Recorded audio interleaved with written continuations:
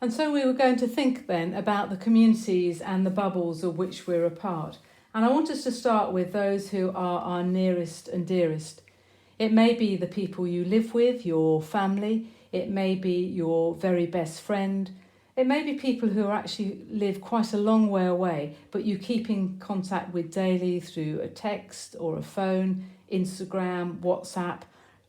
It may even be your pet. You may want to just use a piece of paper like this, or you might want to cut it out in a particular shape. You might want to draw something like a heart shape. Remember, these are the people you love and care for most. You might also, of course, want to include your pets. You may want to do it with symbols or with, for example, some photographs.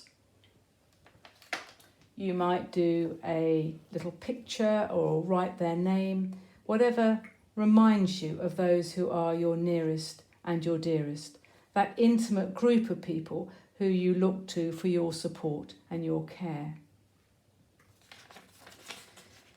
And then we start thinking a little more widely, the wider circle of friends and acquaintances. These may be people who are on your Christmas card list, people who you don't see very often but have been a very important part of your journey, who you just share news at different times. There may be people in your work, it may be people in school, and as a parent it may be the school gate community, it may be the people you live next door to, your neighbours. I know dog walkers form a really important community, so if you have a dog, you may be part of a dog walker community. You may be part of a gym community, a dance group, art group, any kind of hobby group.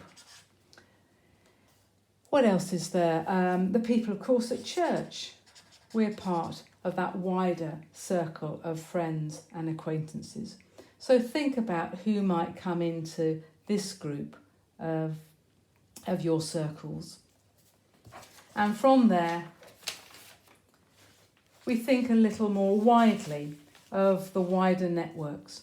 We're part of a global Christian community, a global church, operating on every continent. There may be the charities you support, which actually link us in to a wider group of people. I can think of people within our congregation and in our community who are part of the food bank community at Holbury. We've also got, Anne and I are part of something called the Happy Pear Online community. Two very enthusiastic, exuberant Irish chefs who are into whole food, plant-based diet and cooking. And they have an online community across the globe. So think about, where are your wider networks? Which are the charities you support, which link you in? Let your imagination run.